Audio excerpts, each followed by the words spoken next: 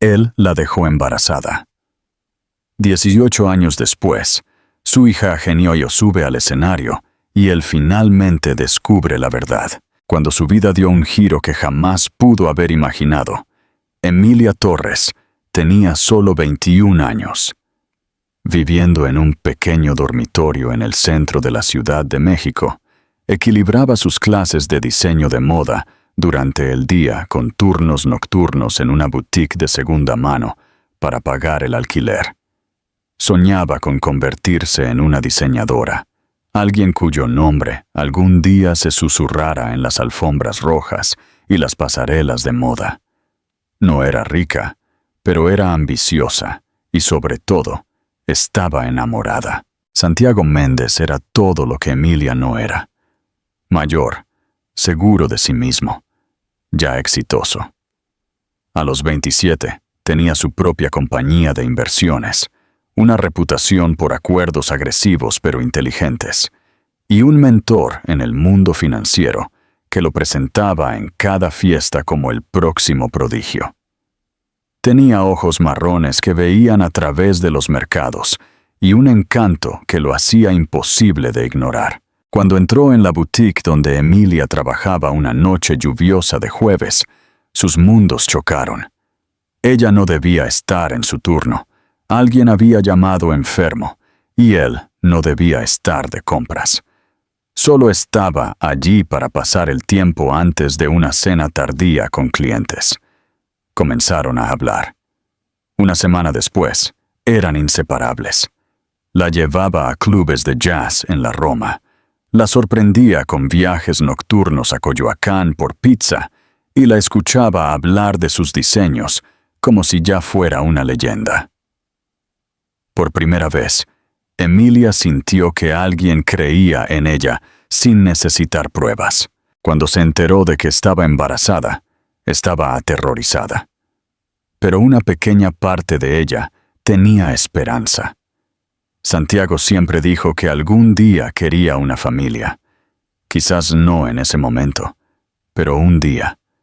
Tal vez el destino estaba empujando ese plan hacia adelante. No esperó. Le contó todo durante el desayuno en su penthouse, con la voz temblorosa, las manos planas contra sus rodillas. Él la miró en silencio. Luego pidió tiempo para pensar. Al día siguiente, desapareció. Su número de teléfono dejó de funcionar. Su asistente dijo que estaba viajando indefinidamente. No más flores, no más mensajes, no más respuestas. Emilia se sintió destrozada. Llamó una y otra vez, hasta que, finalmente, alguien en su compañía le dijo sin rodeos: «No quiere contacto». Ella no sabía que él había recibido una carta escrita a máquina, fría, firmada con su nombre. Pero no por ella. En ella, el escritor afirmaba que el niño no era suyo y que ella había mentido para atraparlo. La carta le decía que se fuera ahora y no mirara atrás. El remitente era su madre, Victoria Méndez, una mujer de nervios de acero que había construido una dinastía de dinero y control y no toleraba las distracciones, especialmente de estudiantes pobres de moda. Santiago creyó la carta, o tal vez eligió creerla. No la llamó, no hizo preguntas. Se fue. Emilia se quedó sola. Pensó en terminar el embarazo. Sería más fácil. Su beca ya estaba pendiendo de un hilo, y sus padres habían cortado lazos cuando ella se mudó a la ciudad sin terminar su título de negocios. Pero cuando escuchó los latidos del corazón durante su primera ecografía, todo cambió. Se mudó del dormitorio, vendió su máquina de coser y encontró un estudio del tamaño de un armario en un pueblo a 3 horas al norte llamado Villa Hermosa. No había escena de moda, ni clubes nocturnos, ni caras conocidas. Lloró durante semanas. Contaba las monedas para los comestibles. Cosía vestidos de novia de otras personas en su sala de estar solo para poder permitirse las vitaminas. Pero se negó a rendirse. Este niño sería amado. Este niño nunca se sentiría abandonado. Y por mucho que doliera, ella nunca volvería a decir su nombre. Sofía nació en una amarga noche de enero, cuando la nieve afuera cubría las ventanas con capas gruesas y silenciosas, y las luces del hospital parpadearon una vez durante un golpe de viento que casi cortó la energía. Emilia había llegado sola, encorvada por el dolor, su abrigo empapado y pegado a su rodilla. La enfermera había preguntado suavemente si vendría el padre. Emilia solo negó con la cabeza. No había dicho su nombre en meses. El parto fue largo, agotador y crudo. No había flores, ni abuelos emocionados caminando por los pasillos, ni una pareja orgullosa para cortar el cordón umbilical.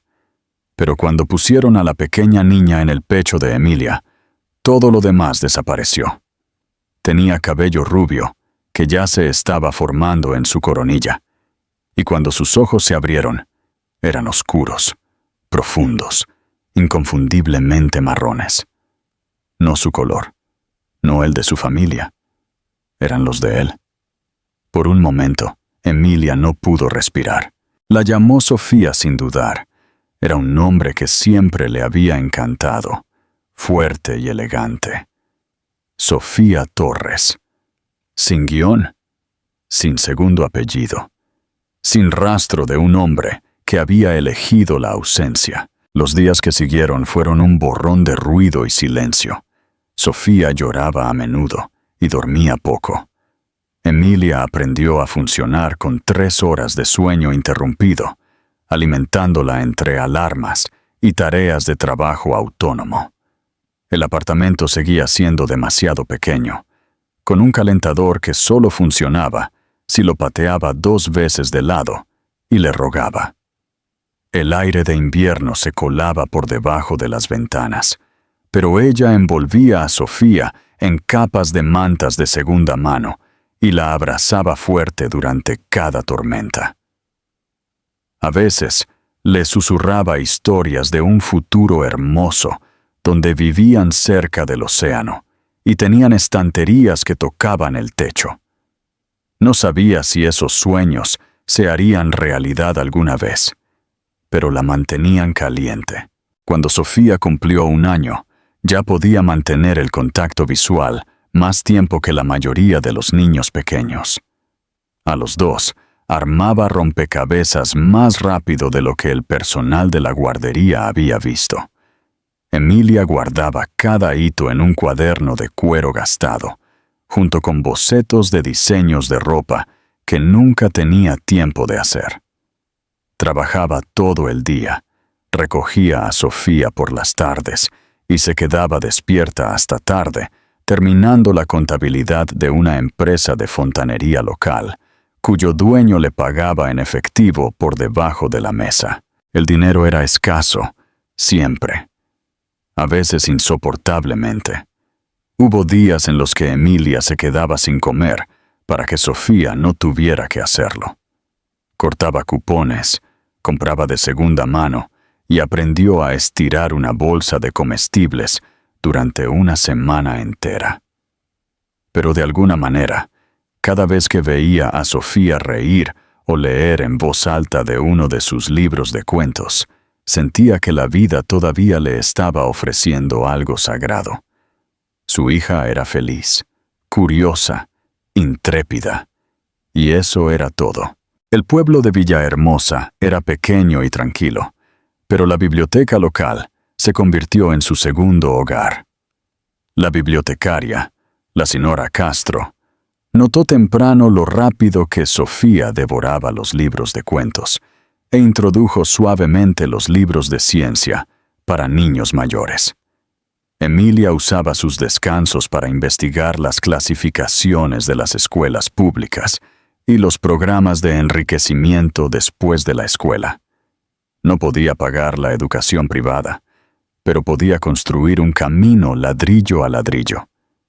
Para cuando Sofía entró en la escuela primaria, sus maestros la llamaban superdotada. Era callada pero observadora, amable pero ferozmente motivada. Nunca preguntó por su padre, ni una sola vez. Emilia se preguntaba si estaba esperando, o si de alguna manera ya lo entendía. En cada cumpleaños, Emilia le daba un regalo hecho a mano, un libro de cuentos cosido de tela, un vestido que ella adaptaba desde cero, o una caja de sombras llena de dibujos de sus recuerdos. No tenía nada caro que ofrecer, pero le daba todo lo que importaba. A medida que pasaban los años, el apartamento no se hacía más grande, pero sus vidas sí. Sofía se convirtió en la niña a la que otros niños admiraban, no porque fuera popular, sino porque no tenía miedo de ser diferente. Se unió al club de ciencias en la secundaria, comenzó a dar clases particulares de matemáticas en el 7º grado y leía revistas médicas por diversión en el 8º. Emilia observaba con asombro silencioso. Había construido una vida con sueños rotos y cinta aislante, pero de alguna manera había producido algo dorado. Su hija era brillante, y aunque el mundo no había sido justo con ella, Sofía lo había convertido en algo hermoso. Para cuando Sofía cumplió 17 años, se había convertido en una especie de fenómeno silencioso en Villahermosa. Era el tipo de estudiante de la que los maestros hablaban en la sala de profesores, no solo por su inteligencia, sino por la forma en que se comportaba. Nunca buscaba atención, nunca se jactaba, nunca publicaba selfies, ni alardeaba de premios.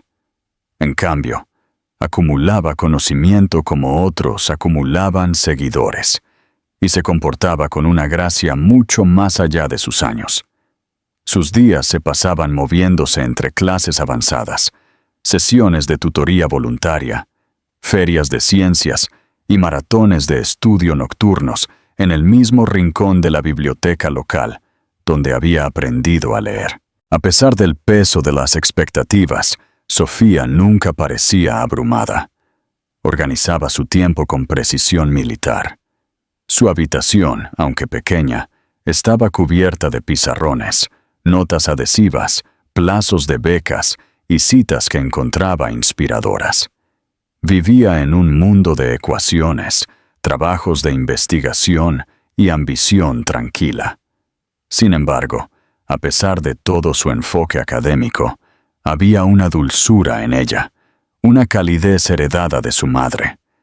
Se tomaba tiempo para los estudiantes tímidos, defendía a cualquiera que fuera objeto de burla y siempre agradecía a los conserjes por su nombre.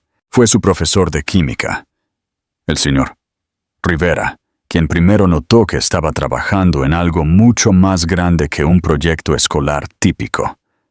En la parte trasera del laboratorio de ciencias, Sofía había instalado una mini estación de trabajo donde estaba desarrollando un sistema de filtración biodegradable y de bajo costo, utilizando enzimas naturales.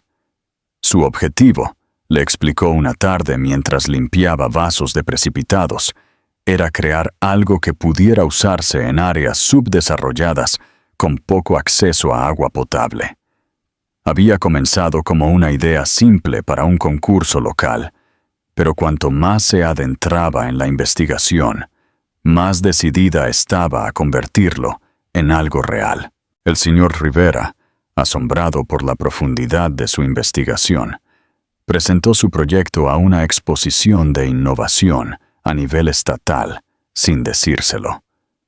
Cuando ganó el primer lugar, los representantes de las fundaciones científicas nacionales se dieron cuenta. Una de ellas, una mujer llamada Evelyn Soto, que trabajaba con una red de inversores filantrópicos, se presentó a Sofía después de la ceremonia y le preguntó si alguna vez había considerado postularse para la Cumbre Nacional de Innovación Juvenil en la Ciudad de México.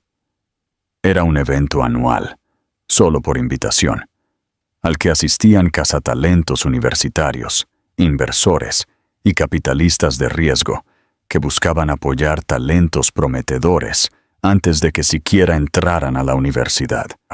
Sofía nunca había oído hablar de ello. Sonrió cortésmente y dijo, «Gracias», pero en el momento en que llegó a casa, pasó horas investigando. Sabía que el costo del viaje por sí solo sería imposible de cubrir para su madre, pero Emilia no dudó. Esa misma noche, aceptó otro cliente de contabilidad tardío y solicitó subvenciones de viaje locales. En 3 semanas, todo estaba arreglado. El viaje a la Ciudad de México fue la primera vez que Sofía había salido del estado. Empacó sus pocas pertenencias en una maleta de segunda mano y llevó los componentes de su proyecto en una caja reforzada con cinta aislante. Emilia no podía permitirse ir con ella, así que la abrazó fuertemente en la estación de autobuses, su voz temblando mientras susurraba, «Pase lo que pase allí, sé exactamente quién eres. Eso siempre será suficiente». La Ciudad de México era un mundo diferente a cualquiera que Sofía hubiera visto. Edificios altos de cristal se extendían hacia las nubes. El aire era eléctrico con ambición, y por todas partes que miraba, había personas que parecían irradiar poder y propósito.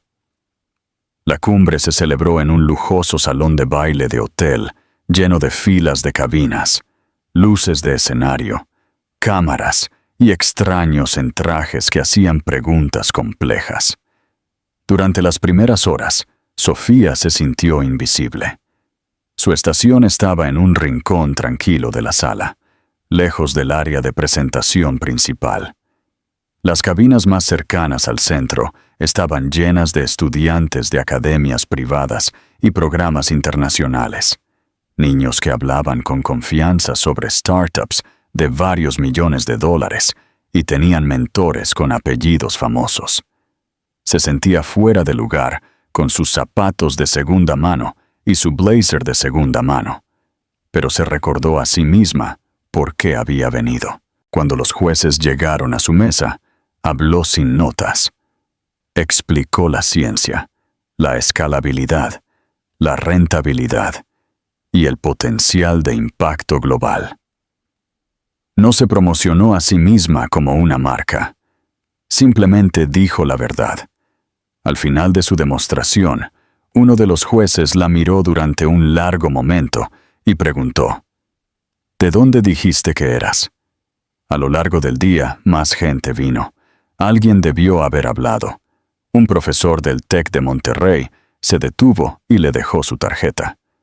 Una mujer de un instituto de California le preguntó si estaría dispuesta a presentarse en una cumbre internacional en la primavera. Un inversor en tecnología la invitó a postularse para una beca de investigación de verano. El murmullo alrededor de su estación creció, no por una marca llamativa, sino porque el trabajo era real. El proyecto de Sofía era diferente. No estaba diseñado para impresionar. Estaba diseñado para importar. A última hora de la tarde, mientras tomaba un breve descanso cerca de la mesa de refrescos, escuchó a un grupo de invitados elegantemente vestidos discutir el futuro de las inventoras y la importancia de la inversión temprana en el talento. Ella no sabía que uno de esos hombres, de pie de espaldas a ella, vestido con un traje de carbón y bebiendo una copa, era Santiago Méndez, su padre. Él no la había visto todavía, y ella nunca lo había visto a él. Estaban en la misma habitación por primera vez en 18 años, y ninguno de ellos tenía idea de lo que estaba a punto de suceder. Santiago Méndez no solía asistir a cumbres de innovación juvenil. Su calendario estaba lleno de salas de juntas corporativas, negociaciones internacionales e inversiones tecnológicas de alto riesgo. Pero este evento en particular había llamado su atención después de que uno de los socios junior de su firma mencionara una lista creciente de estudiantes inusualmente dotados que presentaban soluciones para el mundo real. Reed Tech Ventures había lanzado recientemente un ala filantrópica centrada en inversiones educativas en etapa temprana. Y aunque Santiago rara vez se encargaba de la divulgación, él mismo, algo sobre este viaje a la Ciudad de México lo había obligado a ir en persona. Se dijo a sí mismo que era por visibilidad estratégica, unas pocas fotos de relaciones públicas, tal vez 1 o 2 nombres prometedores a los que vigilar. Lo que no esperaba era que el día tomara el giro más brusco de su vida. El salón de baile estaba lleno, vibrando con energía juvenil, ambición de ojos brillantes y el bajo murmullo del networking. Estrechó manos, asintió a través de las presentaciones y declinó cortésmente las entrevistas. No estaba de humor para charlas triviales. Algo en la habitación se sentía pesado. Tal vez era la fatiga, o tal vez era la sensación que tenía a veces, en los momentos de silencio entre reuniones, de que algo faltaba y había faltado durante mucho tiempo. Estaba a mitad de una conversación con un asesor principal del TEC de Monterrey, cuando notó una pequeña reunión que se formaba en una de las esquinas traseras de la sala de exposiciones. Podría haberla ignorado, generalmente lo hacía, pero una voz familiar entre la multitud le llamó la atención. No familiar, porque la reconociera, sino por su tono. Era tranquilo, preciso, con propósito. Alguien estaba explicando un mecanismo científico de una manera que incluso un no científico podía entender. Sus ojos se desviaron, y fue entonces cuando la vio. La chica estaba de pie junto a una pantalla hecha a mano, nada llamativa, solo investigación cuidadosamente organizada, diagramas, y una mesa con una serie de pequeños modelos de filtración. Estaba explicando algo a un panel de oyentes, y había una sutil confianza en su postura, del tipo que no era ensayada ni entrenada. Santiago no podía decir por qué, pero su corazón dio un tirón extraño y discordante. Tenía el cabello rubio largo recogido en una trenza suelta, y cuando se giró ligeramente para ajustar su equipo, vio su rostro con claridad. Por un momento, todo en él se congeló. Sus ojos, profundos, inconfundiblemente marrones, miraban hacia arriba mientras hablaba con uno de los jueces, y Santiago sintió que algo antiguo y enterrado subía a la superficie. Se acercó, tratando de dar sentido a lo que estaba viendo. No había duda. Sus rasgos eran inquietantemente familiares. No se parecía a él en la estructura, pero los ojos, la forma, el enfoque tranquilo, la ligera inclinación de su cabeza cuando se detenía a pensar. Él conocía esos patrones. Los había visto antes, hace 18 años, en una habitación de hospital que nunca visitó, en un adiós que nunca se dio cuenta de que había hecho. Se parecía a Emilia. Se movió a través de la multitud, atraído por algo que no entendía. Cuando llegó al borde del grupo alrededor de su cabina, vio su nombre en la pantalla. Sofía Torres. No Méndez. Solo Torres. Se tambaleó ligeramente hacia atrás, casi como si lo hubieran golpeado. No había escuchado ese nombre en casi 2 décadas. Se había obligado a no hacerlo. Emilia Torres. La chica que una vez amó. La que había pensado innumerables veces en silencio. La que había dejado atrás después de que llegara una carta. Fría. Devastadora. Final. Una carta que le decía que el niño no era suyo, que ella había mentido, que no quería nada de él. Pero ahora, de pie frente a esta chica de 18 años, Santiago se dio cuenta de algo que se había negado a creer durante años. Esa carta había sido una mentira. No necesitaba una prueba de ADN. No necesitaba confirmación. Estaba mirando a los ojos de su hija. El pánico lo invadió, chocando con la culpa, la conmoción y algo aún más pesado: el dolor. Se había perdido todo. Los primeros pasos, las primeras palabras, el primer día de escuela. Toda su vida había pasado sin él. Y ahora aquí estaba ella, de pie frente a él, brillante y serena, y ni siquiera sabía que él existía. Cuando la multitud comenzó a dispersarse, ella se movió hacia la mesa de refrescos, pasando junto a él sin siquiera una mirada. ¿Por qué miraría? Él era un extraño.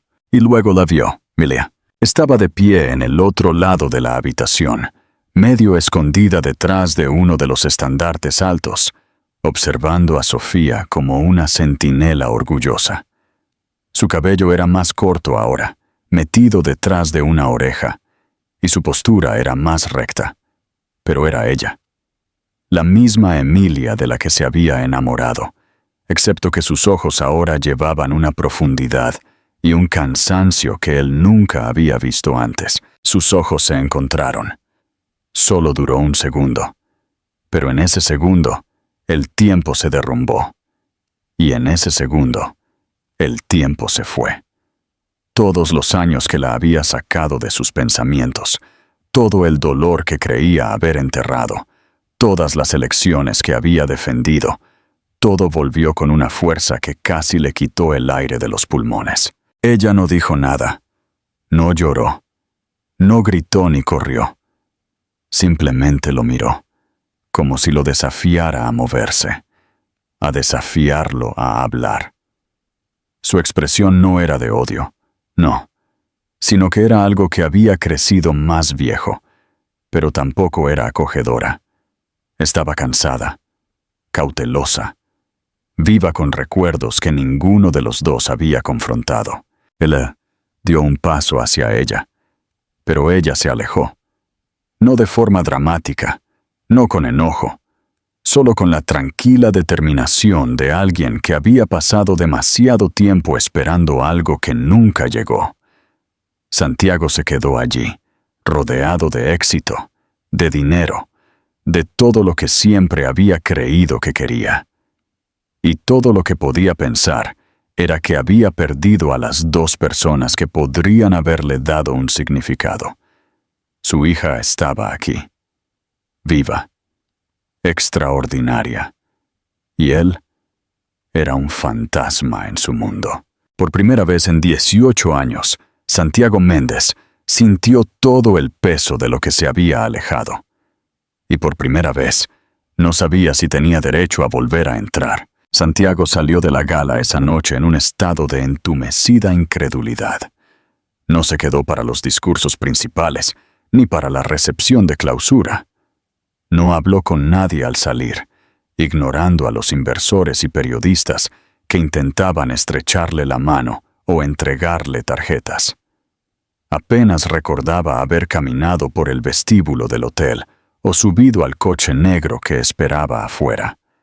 Su conductor le preguntó si todo estaba bien, pero Santiago solo asintió, mirando fijamente a través de la ventana tintada, mientras las luces de la Ciudad de México se desdibujaban. Nada se sentía real.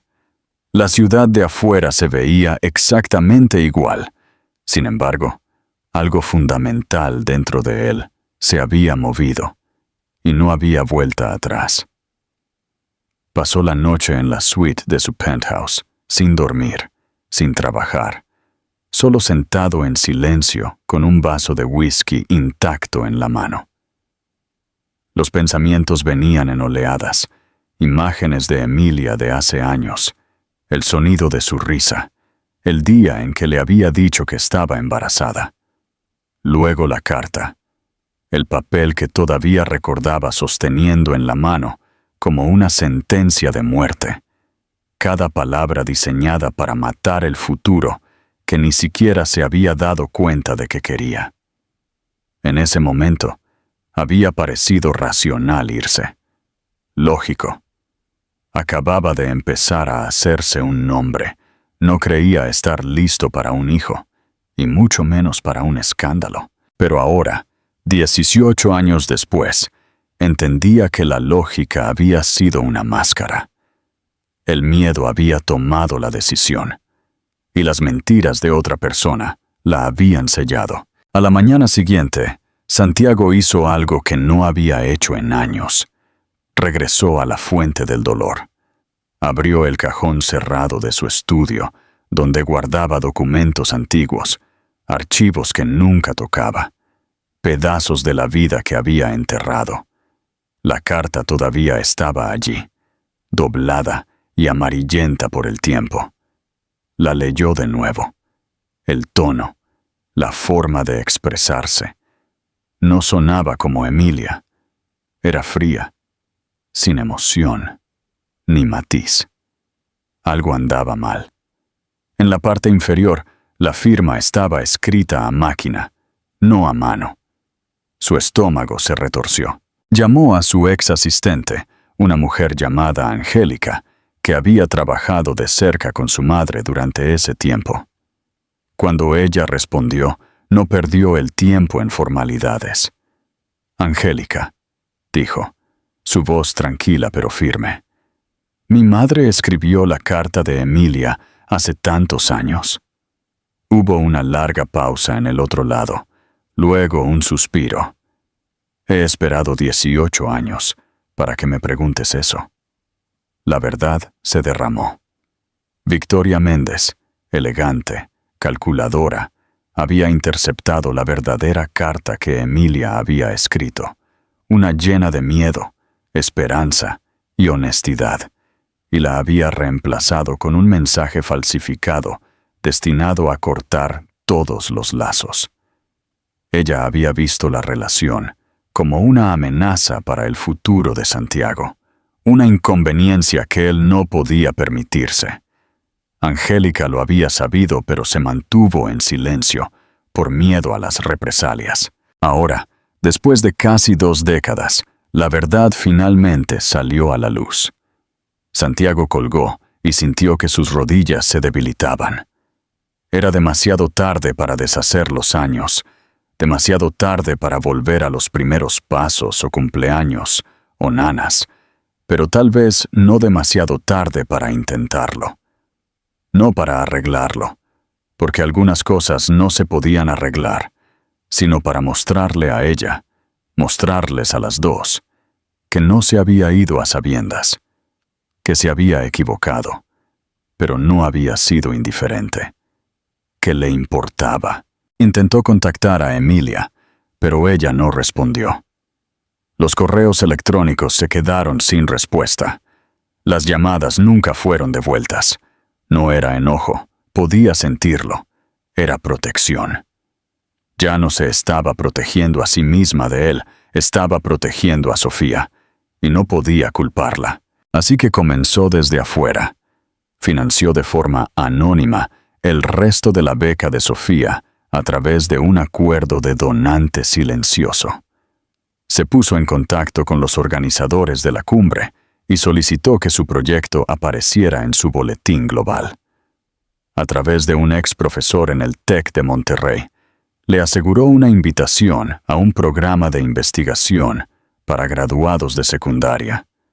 Cada movimiento que hacía era estratégico pero invisible, sin firmas, sin anuncios. No quería comprar su camino de regreso a su vida, solo quería asegurarse de que las puertas que ella merecía estuvieran abiertas. Por la noche, investigaba su trabajo de forma obsesiva. Leía cada línea de sus trabajos publicados, estudiaba su forma de pensar y se encontraba asombrado por su visión. Sofía no era solo inteligente, era revolucionaria.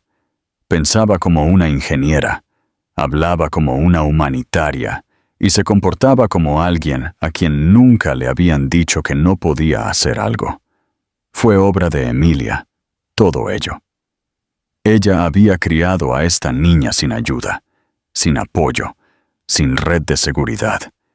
Y sin embargo, Sofía se había convertido en alguien en quien el mundo ahora luchaba por invertir. La parte más difícil era mantenerse alejado. Quería llamarla, presentarse, explicarlo todo. Pero, ¿cómo podría hacerlo? ¿Qué diría? Soy tu padre. Desaparecí porque alguien me mintió y no me molesté en averiguar la verdad. No era suficiente. Las disculpas eran fáciles. 8 años de silencio no lo eran, así que esperó. Siguió ayudando donde podía, siempre de forma anónima, siempre con cautela. Hizo arreglos para que se reuniera con mentores, programó almuerzos con mujeres en STEM que podrían inspirarla e incluso presionó para que su trabajo fuera presentado a un comité global de premios científicos para jóvenes.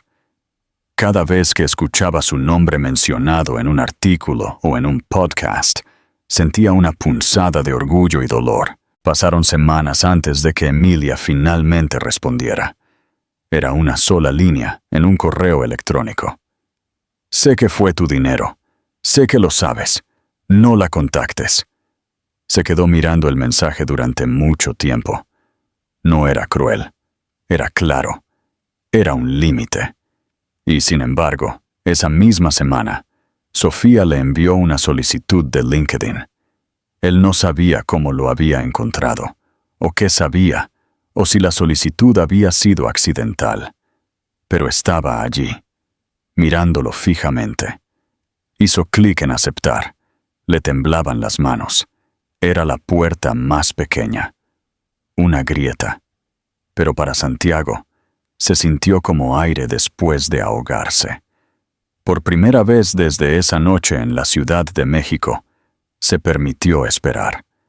Tal vez el camino por delante no estaba cerrado. Tal vez la redención no comenzaba con grandes gestos, sino con presencia, paciencia y verdad. Sofía no esperaba nada inusual cuando envió la solicitud de conexión. Fue un acto tranquilo e impulsivo, provocado más por la curiosidad que por la intención. Había visto su nombre mencionado en un artículo sobre donantes anónimos que apoyaban la innovación juvenil, y aunque no sabía exactamente cómo lo sabía, algo en la forma en que el artículo describía la participación del hombre se sintió personal.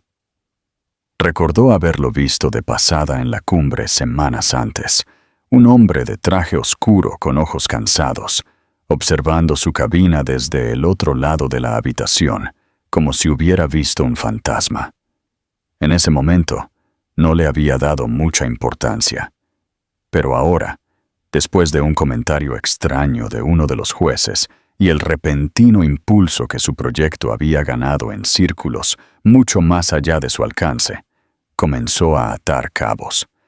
La sensación de que alguien la estaba cuidando ya no era solo intuición. Era real, y tenía la corazonada de que era él. Cuando aceptó la solicitud, no le envió un mensaje de inmediato. Se quedó mirando su perfil, desplazándose por el impresionante portafolio, las credenciales universitarias, la lista de empresas que había construido de la nada. No había mención de la familia, sin fotos, sin detalles personales. El hombre era todo negocios, pero el silencio en su biografía se sentía más fuerte ahora. Se guardó su descubrimiento para sí misma durante unos días. Su madre había estado más tensa de lo habitual últimamente. Llegaba a casa del trabajo callada y distraída. Se demoraba más de lo necesario mirando fotos antiguas, doblando la ropa como si no estuviera realmente en la habitación. Sofía no hizo preguntas. Sabía cuándo su madre estaba cargando con algo pesado. Siempre habían sido solo ellas dos, y Emilia nunca le había mentido. Pero esto era diferente. Esta era la primera vez que Sofía sentía que algo se le estaba ocultando. El momento llegó de forma inesperada. Era un sábado por la noche. La lluvia golpeaba las ventanas, y Sofía estaba en la cocina terminando una solicitud de beca, mientras Emilia estaba en el fregadero lavando los platos a mano. Sin levantar la vista, Sofía dijo en voz baja: «Creo que sé quién es mi padre». Las manos de Emilia se detuvieron en el agua. No se movió durante 5 segundos enteros. Luego, lentamente, cerró el grifo y se secó las manos con una toalla, de espaldas a su hija. «Di eso otra vez», susurró. Sofía cerró su portátil. «Lo vi en la cumbre. No lo sabía entonces, pero creo que él es quien me ha estado ayudando. La financiación anónima, las conexiones de investigación, comenzó después de la Ciudad de México. Reconocí su nombre en un artículo de donantes y luego lo encontré en línea. Su nombre es Santiago Méndez, ¿verdad?» Emilia se dio la vuelta, su rostro pálido pero tranquilo. Sus ojos buscaron los de Sofía, y luego algo en ella pareció desinflarse. Asintió una vez. «Sí». La palabra cayó en la habitación como un plato roto. Frágil, final, imposible de ignorar. Sofía no habló por un momento. Había preparado 1000 versiones de esta conversación en su cabeza, pero ninguna se sentía bien ahora. Finalmente, preguntó lo único que importaba. ¿Sabía él de mí? Emilia se sentó frente a ella y soltó un aliento lento y tembloroso. «No, no realmente. No entonces». Y así le contó todo. La verdad, la historia de amor, el silencio repentino, la carta falsificada, la traición, no solo de una pareja, sino de un futuro. Le contó a Sofía sobre la noche en que dio a luz sola, sobre los años de trabajar en turnos dobles, sobre la elección de nunca envenenar la vida de su hija con resentimiento. No había sabido la verdad completa hasta hacía poco, pero había sospechado durante mucho tiempo que algo no cuadraba, y cuando lo vio en la cumbre, todo dentro de ella lo confirmó. Al hombre que una vez amó le habían mentido, pero también se había permitido desaparecer sin luchar. Sofía escuchó sin interrumpir. Su rostro se mantuvo inmóvil, pero su corazón latía en su pecho como una campana de advertencia. Todo este tiempo, había vivido sin un padre, no porque hubiera muerto o fuera desconocido, sino porque había sido engañado, porque había creído una mentira, porque no había investigado. El dolor no era agudo, era lento y profundo, como algo que se sacaba de su pecho hilo por hilo. «¿Entonces él lo sabe ahora?», dijo finalmente. «¿Que soy su hija?». Emilia asintió. «Sí. Lo descubrió después de la cumbre. Él es quien financió tu programa. Ha estado tratando de contactarme. No lo dejé hablar contigo. No sabía si ayudaría o simplemente dolería más». Sofía se levantó y caminó hacia la ventana. No lloró. No gritó. Simplemente se quedó allí, con los brazos cruzados, observando cómo la lluvia dejaba vetas en el cristal en largas líneas temblorosas. «¿Por qué no se esforzó más en ese entonces?», preguntó. «¿Por qué no lo cuestionó? Estabas embarazada de su hijo. ¿Por qué no fue eso suficiente?». Emilia negó con la cabeza lentamente. «Me pregunto eso todos los días, pero creo que la respuesta es simple. Tenía miedo, y tal vez demasiado orgullo, y dejó que otra persona decidiera su vida por él». Sofía no respondió. Esa noche, no durmió mucho. Releyó todo lo que pudo encontrar sobre Santiago Méndez, su carrera temprana, su ascenso en el mundo tecnológico, su reputación de decisiones calculadas y distancia emocional. Trató de imaginarlo como un joven, asustado y ambicioso, y trató de imaginarlo ahora, tratando de enmendar, sin saber cómo. Al día siguiente, le envió un mensaje. Era corto, cauteloso y directo. Sé quién eres, sé lo que pasó. Todavía no sé lo que quiero de ti, pero creo que deberíamos hablar. Se lo quedó mirando durante mucho tiempo antes de darle a enviar.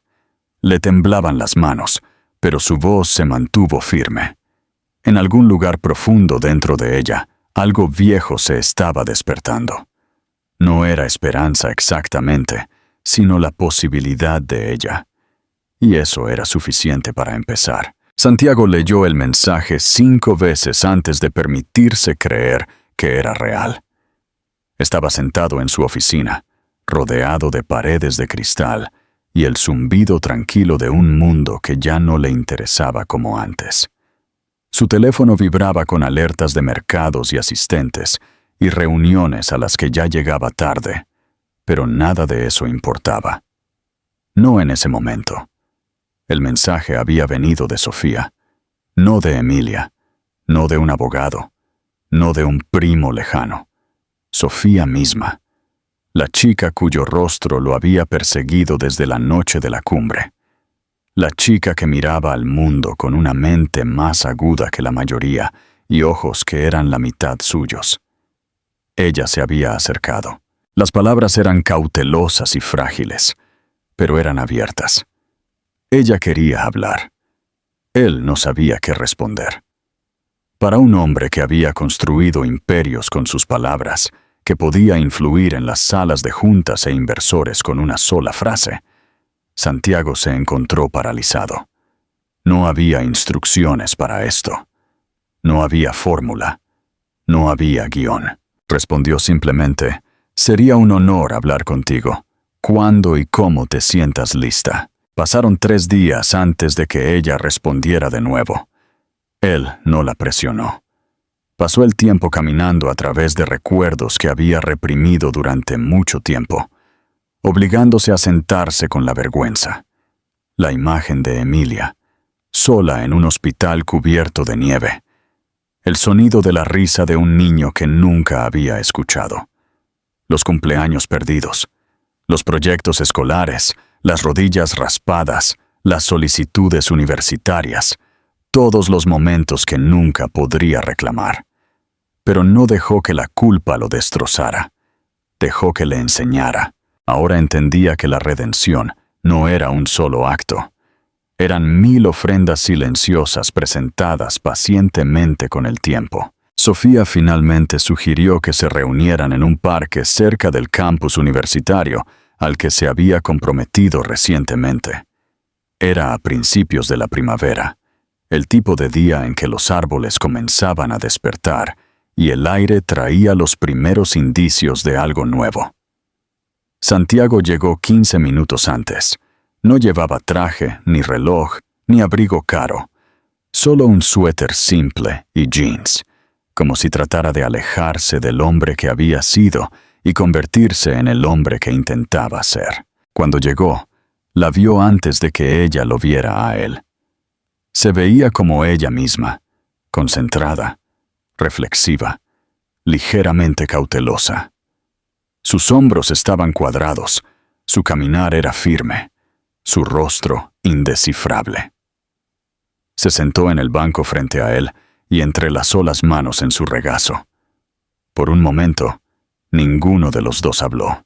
«Realmente no sé cómo hacer esto», admitió finalmente. «Yo tampoco», respondió él suavemente. «Pero estoy aquí». Ella lo miró. Su mirada era firme. «¿Por qué no volviste? Incluso después de que te fuiste, incluso si la carta era convincente, ¿por qué no investigaste? ¿Por qué no lo intentaste?» Era la pregunta que había estado ardiendo dentro de ella desde el momento en que supo la verdad. Y merecía una respuesta. Santiago no evadió. No culpó a su madre ni al caos de su carrera. No puso excusas. En cambio, se miró las manos y dijo, «Tuve miedo, y fui egoísta. Dejé que una carta dictara todo porque me daba una excusa para no enfrentar la posibilidad de ser padre antes de estar listo. Me dije a mí mismo que era lo mejor para ti, para tu madre, para mi carrera. Pero la verdad es que era débil. Era joven y arrogante, y pensé que podría huir de la culpa, pero me siguió de todos modos. Sofía no habló durante un largo momento. Su rostro era indescifrable, pero sus ojos brillaron débilmente a la suave luz de la mañana. «No quiero una explicación perfecta», dijo finalmente. «Solo quiero honestidad». «Eso es todo lo que puedo ofrecerte ahora», dijo él. «Y tiempo, el que sea necesario. Sé que no puedo aparecer 18 años después y esperar algo. Solo quiero que sepas que ahora te veo. Completamente. Y estoy orgulloso de quién eres, ya sea que alguna vez me llames padre o no». Ella apartó la mirada, parpadeando rápidamente. El viento susurró en las ramas sobre ellos. Por primera vez, algo dentro de ella se aflojó. Solo un poco, no era perdón. Todavía no. Pero era algo más suave que el enojo. Un espacio donde la comprensión podría crecer. Hablaron durante más de una hora. Él hizo preguntas, no sobre la escuela o los logros, sino sobre ella. ¿Qué libros le gustaban? ¿Qué tipo de música escuchaba? ¿Qué la hacía reír? Y él le contó historias, no sobre dinero o poder, sino sobre los sueños que solía tener y los errores que lo moldearon. Por primera vez, ella vio las grietas en su armadura y se dio cuenta de que el hombre sentado frente a ella no era solo una figura de su imaginación. Era real, imperfecto. Que lo intentaba. Al final de la conversación, ella se puso de pie y dijo: «Todavía no estoy lista para nada, pero creo que me gustaría seguir hablando». Él asintió. «Cuando quieras, estaré aquí». Ella se alejó lentamente. La distancia entre ellos aún era grande, pero ya no infinita.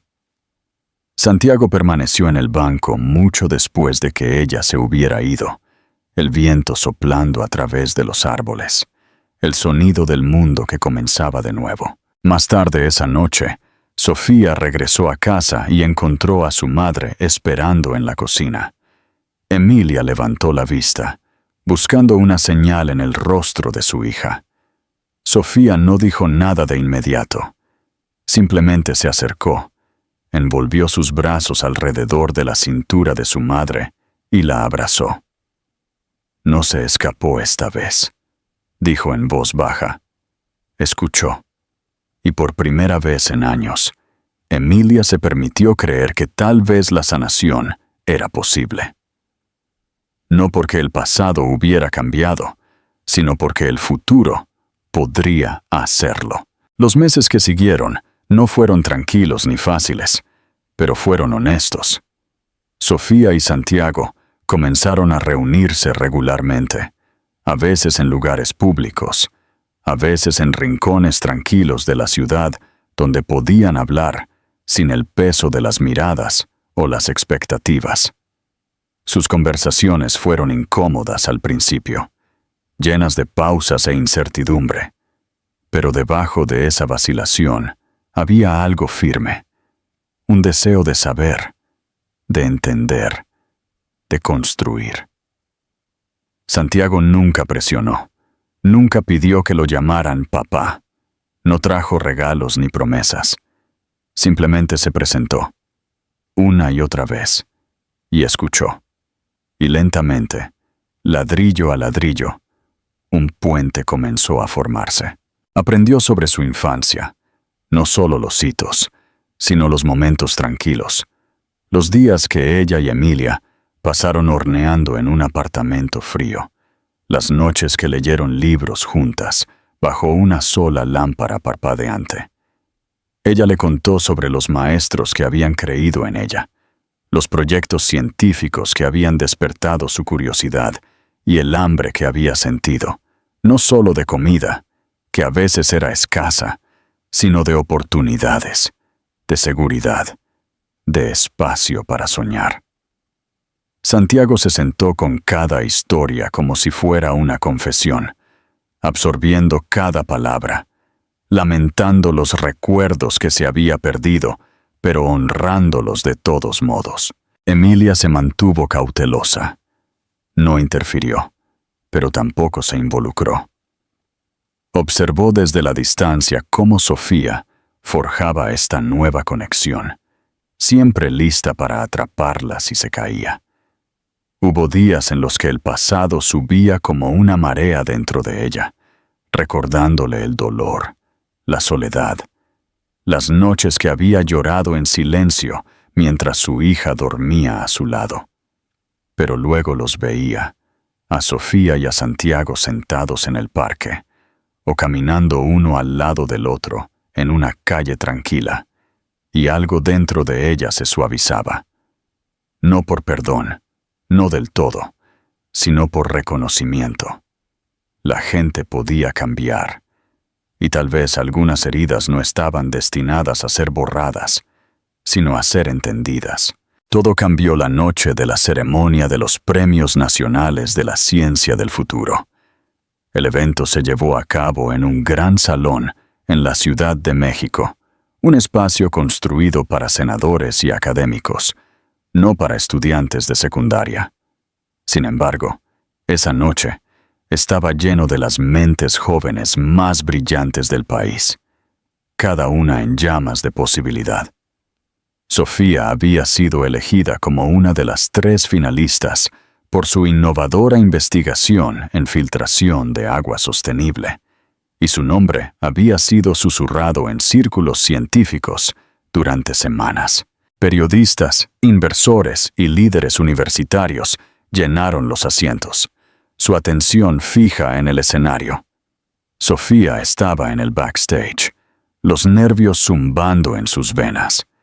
Llevaba un vestido simple, de color crema, cosido por la propia Emilia, y un pequeño broche en forma de molécula en su cuello. Cuando se anunció su nombre y la multitud se levantó en aplausos, se adelantó hacia la luz con una calma que nunca supo que poseía. Habló sin notas. Estoy aquí hoy no como alguien que surgió de circunstancias perfectas, sino como alguien que surgió porque se le permitió. Porque mi madre, una mujer que tuvo 3 trabajos y nunca perdió la esperanza, creyó en mí cuando nadie más lo hizo. Porque los maestros, los mentores, y sí, incluso los extraños silenciosos, abrieron puertas que yo nunca podría haber abierto sola. Hizo una pausa. Sus ojos se movieron a través de la multitud, deteniéndose por un breve momento en 2 rostros en la primera fila. Emilia, con los ojos muy abiertos por la emoción, y Santiago, con las manos entrelazadas, mirándola no como un benefactor o un símbolo de redención, sino simple y completamente como un padre. Solía creer que el dolor era algo que llevábamos solos, continuó, que la ausencia significaba la finalidad, que el silencio era el final de la historia. Pero he aprendido que a veces la ausencia es solo un capítulo, y el silencio es el espacio donde la verdad espera ser dicha. La sala se quedó en silencio. No hubo toses ni movimientos en los asientos, solo respiración, contenida en 1000 pechos. Así que hoy acepto este premio no solo para mí, dijo, con voz firme, sino para cada niña de cuyo futuro se dudó, para cada madre que lo dio todo sin esperar nada a cambio, y para cada persona que aprendió que nunca es demasiado tarde para presentarse. El aplauso fue ensordecedor. Las cámaras destellaron. Los reporteros garabatearon notas. Pero Sofía no escuchó nada de eso. Bajó del escenario y caminó hacia la primera fila. Emilia se puso de pie primero, envolviendo a su hija en un abrazo que hablaba de 1000 noches sin dormir y 1000 momentos más de orgullo. Y luego, lentamente, Sofía se volvió hacia Santiago. Él se levantó, inseguro, sin saber si se le permitía esto. Pero ella dio un paso adelante y abrió los brazos. Él la abrazó, con cuidado, con reverencia, como si temiera que pudiera desvanecerse. Esa noche, todo volvió a cambiar. Los titulares eran brillantes. Innovadora adolescente captura el corazón de la nación. Sofía Torres, la chica que diseñó un futuro.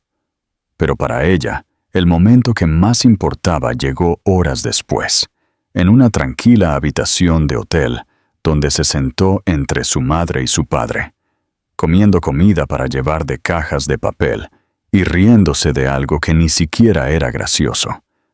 No hablaron del pasado. No lo necesitaban. Estaban construyendo algo más ahora. En los meses que siguieron, Sofía comenzó su primer año en el TEC de Monterrey.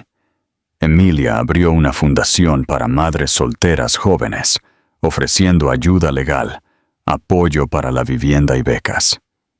Santiago estableció la beca de innovación Sofía Torres para jóvenes desfavorecidos en STEM. Los tres no eran una familia tradicional, pero eran una familia de todos modos, construida no sobre la perfección, sino sobre la verdad, el esfuerzo y la elección de seguir intentando. Algunas heridas nunca desaparecen, pero a veces se convierten en el lugar por donde entra la luz. La redención es un camino largo y lleno de dolor. A diferencia de un final de cuento de hadas, esta historia no borra el dolor del pasado, sino que lo honra. La reunión de Santiago y su hija no es mágica, sino el resultado del esfuerzo silencioso de él y la valentía de ella para enfrentar la verdad. Lo que hace que este final sea tan impactante es que no se trata de obtener el perdón, sino de mostrar la transformación y de ganarse el derecho a la presencia. Esta historia nos recuerda que, a pesar de los errores, siempre hay una oportunidad para el cambio.